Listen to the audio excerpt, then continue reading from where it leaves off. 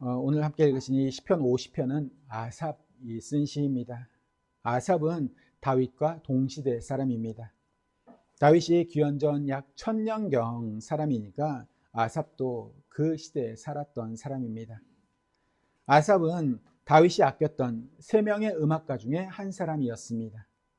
그 자신이 뛰어난 음악가였던 다윗은 레위 지파 사람들에게 노래를 잘하는 사람들과 악기를 잘 연주하는 사람들을 추천해 달라고 요청을 했습니다. 이때 추천받은 3사람이 헤만과 아삽과 에단이라는 사람입니다. 이 사람들은 비파와 수금과 재금을 연주하는 연주자들이었습니다. 이 중에 아삽은 거기에서도 악장 같은 역할을 감당한 사람이었습니다. 이들은 아삽이 연주하는 재금에 맞추어서 비파와 수금을 연주하면서 노래를 불렀습니다. 시간은 흘러 유다왕 히스기야의 시대로 내려갑니다. 히스기야는 남유다의 역사 가운데에서 몇 명 안 되는 하나님께 인정받는 왕이었습니다. 25살의 왕 위에 오른 히스기야는 다윗을 자기의 모델로 삼았습니다. 히스기야는 제일 먼저 형식화된 제사, 예배의식을 개혁했습니다. 그리고 제사의식 가운데 음악을 도입했습니다. 흥미로운 것은 히스기야가 성가대의 찬양이 끝난 후에 레위 사람들로 하여금 다윗과 아삽의 시편을 낭독하게 했다는 것입니다. 아삽은 단순한 음악가가 아니라 뛰어난 영적인 통찰력을 지닌 사람이었습니다. 다윗은 이러한 아삽을 곁에 가까이 두었던 것으로 보입니다. 그리고 아삽이 쓴 시편들은 그저 그런 시편들이 아니라 히스기야가 예배의식을 개혁하면서 아삽의 시편에서 영감을 얻을 정도로 아주 뛰어난 것들이었습니다.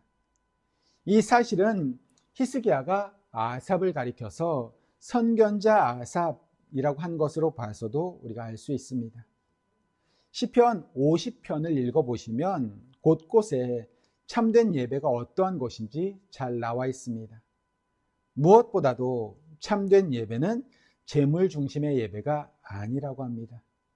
하나님께서는 아삽의 입을 통하여서 이렇게 말씀하십니다.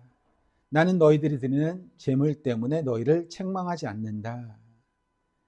하나님께 무슨 재물을 드리든지 그것은 그렇게 중요하지 않다는 것입니다. 그 이유는 이 세상 모든 것들이 다 본래 하나님의 것이기 때문이라는 것입니다. 아삽은 재물 중심의 믿음 생활을 하는 사람들을 가리켜서 하나님을 잊어버린 너희여 라고 말하고 있습니다. 하나님을 잊어버린 사람들은 하나님과의 관계를 그리 중요하게 생각하지 않습니다. 관계보다는 좋은 재물, 값비싼 재물만 드리면 하나님께 대한 의무를 다한 것으로 생각하면서 살았습니다. 정말 그렇다면 오늘 우리도 하나님을 잊어버린 사람들 가운데 한 사람인지도 모르겠습니다. 예배에 집중하지 않는 사람들이 있습니다. 또 사역과 봉사 중심의 믿음 생활을 하는 사람들이 있습니다. 내가 무슨 일을 해서 하나님을 기쁘게 할 수 있다고 생각을 하는 사람들이 있습니다. 그러한 의미에서 아직 우리 교회에는 없지만 찬양대원들이나 오케스트라 대원들은 참으로 조심해야 합니다. 찬양을 하고 연주를 함으로써 나의 책임을 다했다고 생각할 수 있기 때문입니다. 대학원에서는 논문을 쓰고 졸업을 하기 위해서 먼저 제2외국어 시험을 통과해야만 합니다. 영어는 제2외국어로 인정해 주지 않습니다. 대학원에서 영어는 당연히 해야 하는 언어인 것입니다. 마찬가지로 찬양대가 있는 각 교회들마다 보면 성악을 전공한 사람들이 있습니다. 오케스트라에는 거의 대부분이 악기를 전공하는 사람들로 구성되어 있습니다.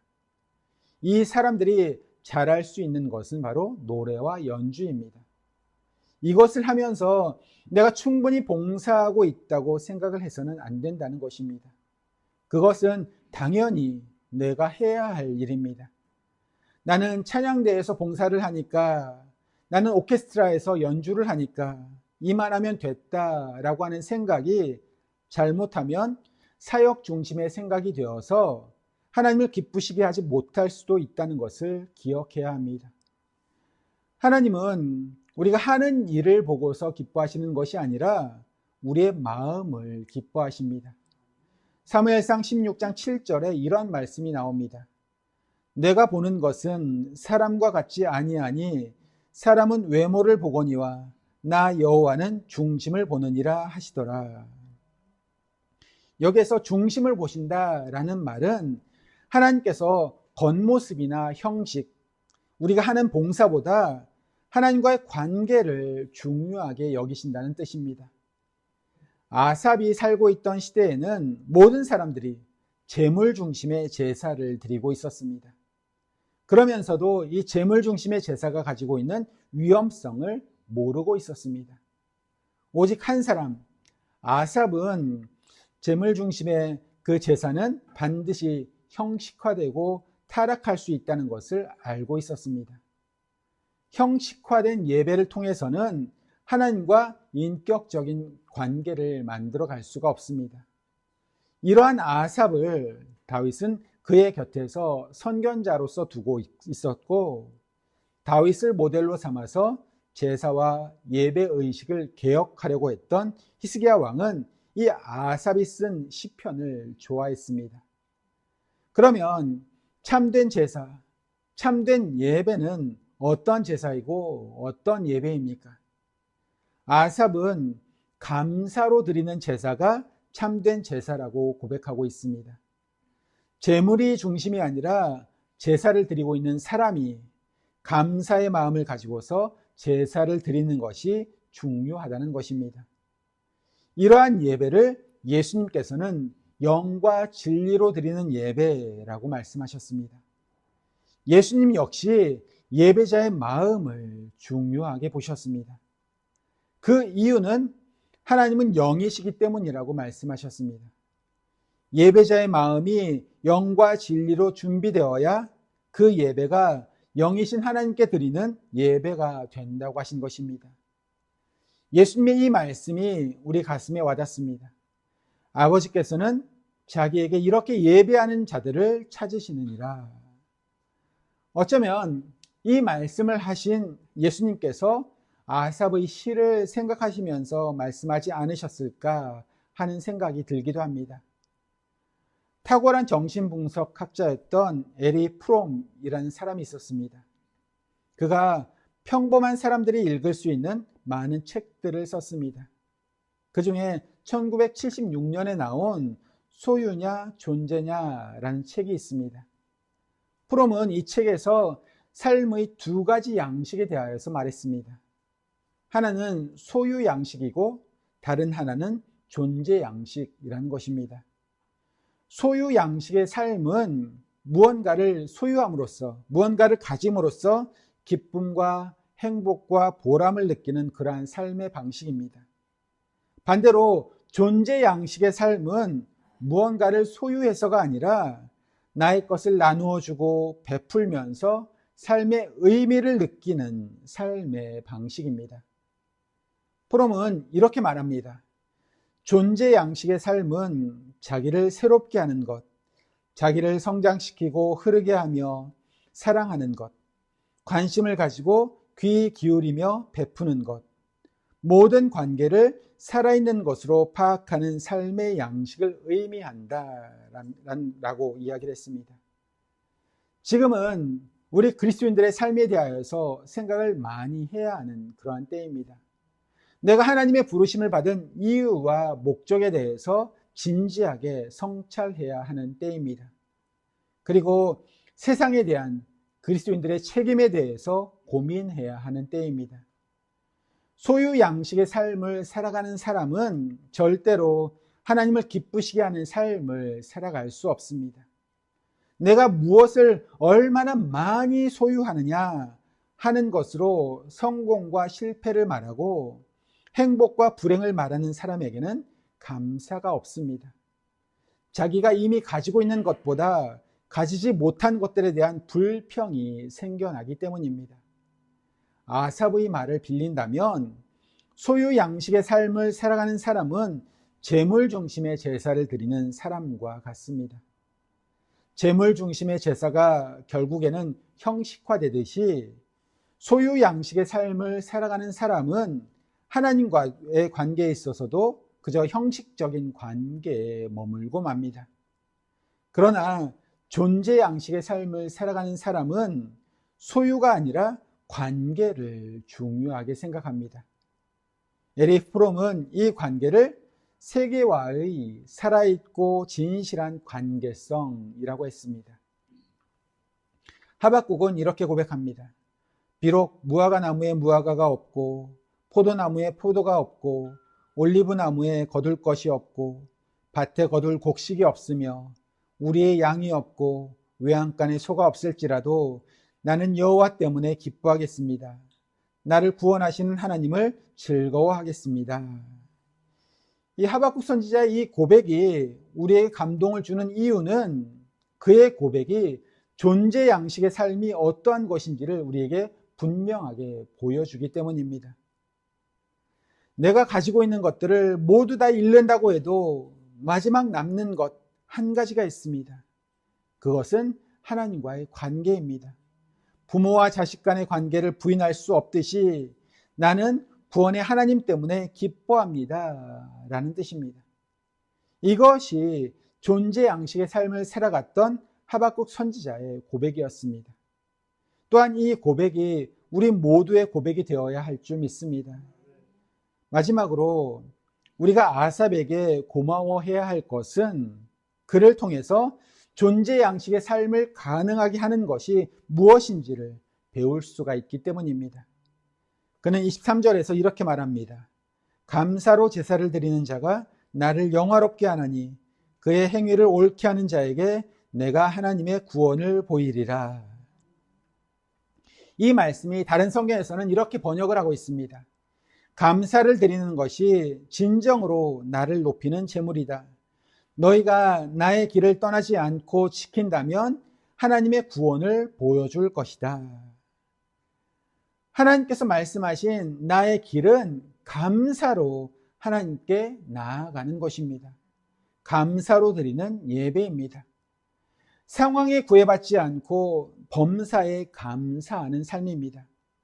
이것이 하나님께서 우리에게 마련해 놓으신 하나님의 길입니다.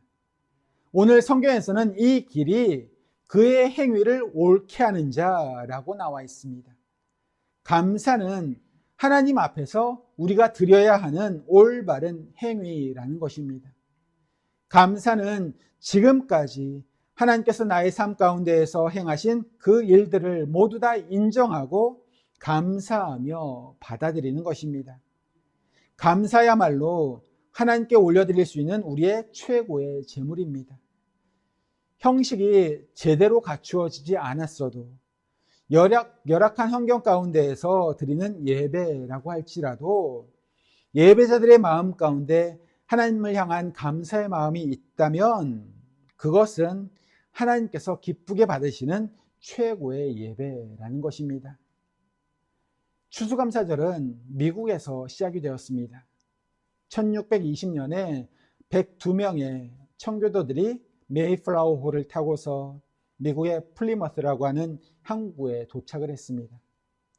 12월에 도착을 한 이들은 혹독한 겨울을 보내고 가까스로 살아남을 수 있었습니다. 이렇게 살아남은 사람들이 그 이듬해에 하나님께 감사의 예배를 드렸던 것이 바로 추수감사절의 유래가 된 것입니다. 그들이 남긴 말들 가운데 생각하고 하나님께 감사하자, think and thank God 이라는 말이 있습니다. 영어의 think와 thank가 생각하다, 이 감사하다라는 말의 어원은 서로 연결이 되어 있습니다. 생각을 해보면 모든 것이 다 하나님의 은혜입니다. 생각해보면 하나님의 은혜가 아닌 것이 없습니다. 모든 것이 다 감사의 이유들입니다. 기쁘고 즐거웠던 일들도, 그리고 힘들었던 순간들도, 때로는 절망의 순간들도 생각해보면 모두 하나님의 은혜였습니다. 언젠가 이러한 기도문을 읽은 적이 있습니다. 이 기도문을 나누면서 말씀을 맺겠습니다. 어느 환자의 기도라고도 알려져 있고 또 어느 무명용사의 기도라고도 알려져 있습니다. 내용은 이렇습니다. 출세를 위해서 힘을 구했지만 겸손하게 순종을 배우라고 나를 약하게 하셨습니다. 큰 일을 하기 위해 건강을 구했지만 하나님은 더 좋은 일을 하라고 나에게 병을 주셨습니다.